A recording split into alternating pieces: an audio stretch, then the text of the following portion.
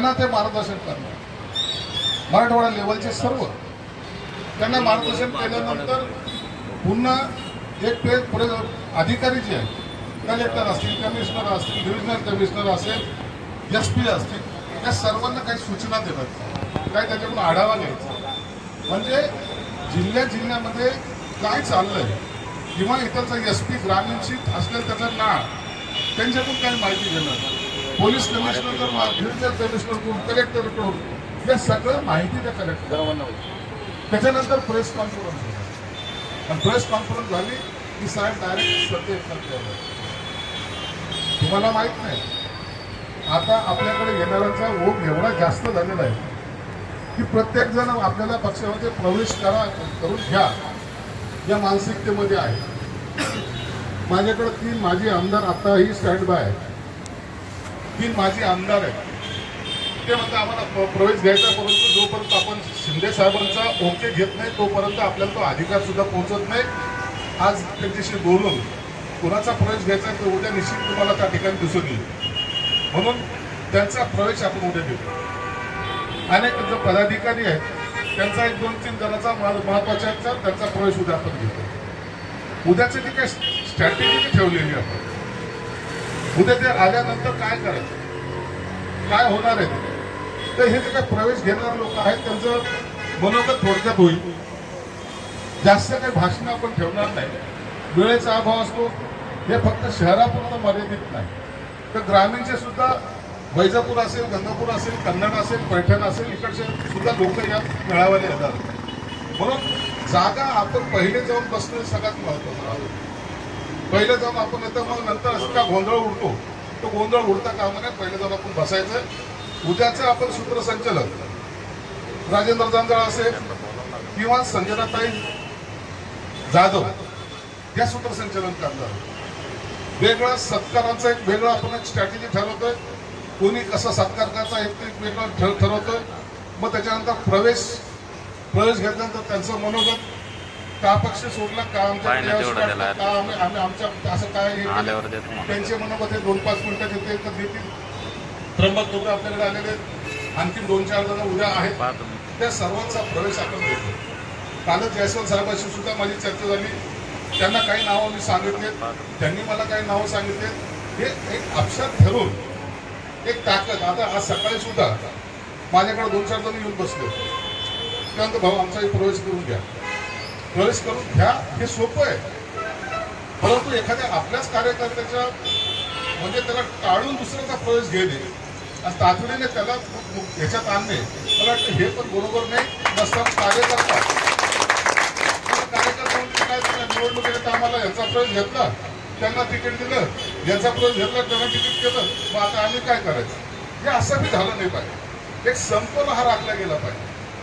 समतोल राखून आपल्याला ही पूर्ण जिल्ह्यामध्ये, आज मराठवाड्यामध्ये एकमेव असा जिल्हा आहे की ज्याच्यामध्ये खासदारकीला इतर जिल्ह्यामध्ये खासदार नाहीत, परंतु आपल्या जिल्ह्याचा खासदार आपण निवडून आणलेला आहे.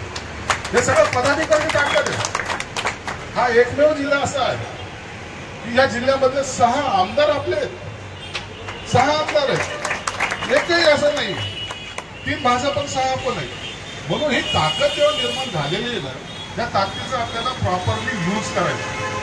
म्हणून तुम्हाला सर्वांना विनंती, तुम्ही याच, परंतु येताना कार्यकर्त्याबरोबर एखादा चांगला माणूस, एखादा आपला मित्र, असे काही जर लोक आणतात, महिला आल्यावर सांगेल तुमच्याबरोबर असे अनेक महिला असे आणा.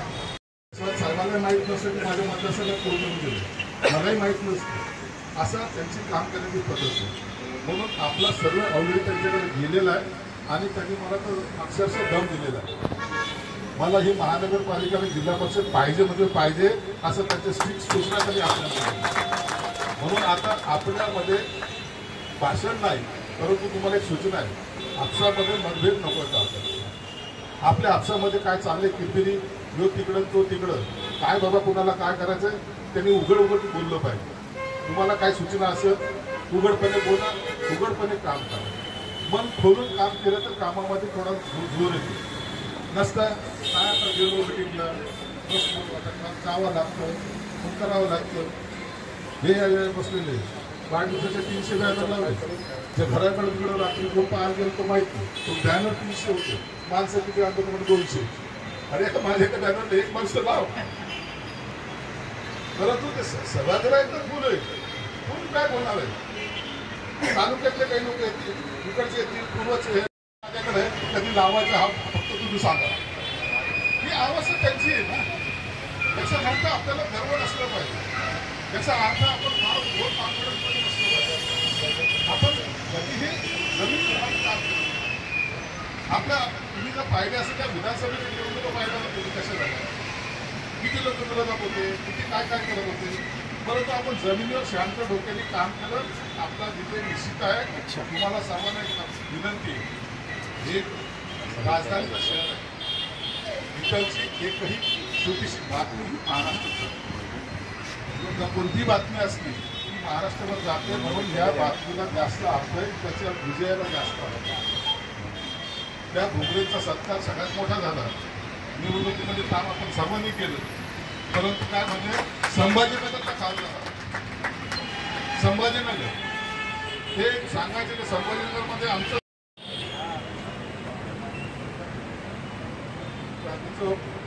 गोपाळकी संपेट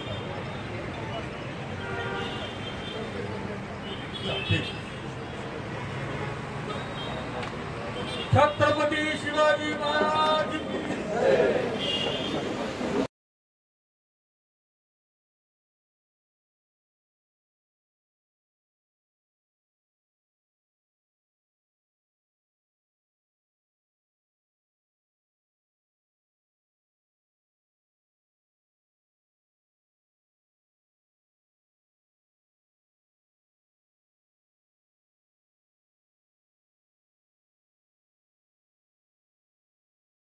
मैं शेख मुनीर सामाजिक कार्यकर्ता पश्चिम वार्ड नंबर 115।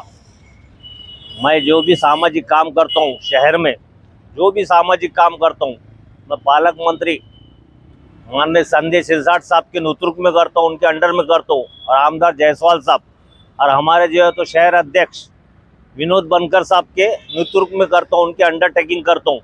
वो अगर बोले ये काम करना है तो करना है, तो मैं उसके लिए आगे बढ़ के जो है तो पार्टी के लिए जो है तो शिंदे गढ़ के लिए आगे बढ़ चढ़ के जो है तो लोगों को काम करता हूँ और उनको जो है तो तकलीफ से दूर करवाता हूँ। जो भी तकलीफ है, रोड की समस्या, पानी की समस्या, लाइट की समस्या और कुछ भी समस्या है जो है तो मैं उनके नेतृत्व में, उनके अंडर में रह के काम करता हूँ और मैं पार्टी से अटैच हूँ। कल जो है तो संत एकनाथ मंदिर में कुछ मिड़ावा है, वो मिड़ावे में सब मिलकर हाजिर हो, अपने शिंदेगढ़ का अपने सिरसाट साहब की तरफ से उसमें हाजिर हो। सब मिलके जितने भी पार्टी से अटैच लोग आए, पद अधिकारी है, सब वहाँ रहने की कोशिश करो 5 बजे संत एकनाथ मंदिर में। जय हिंद, जय महाराष्ट्र।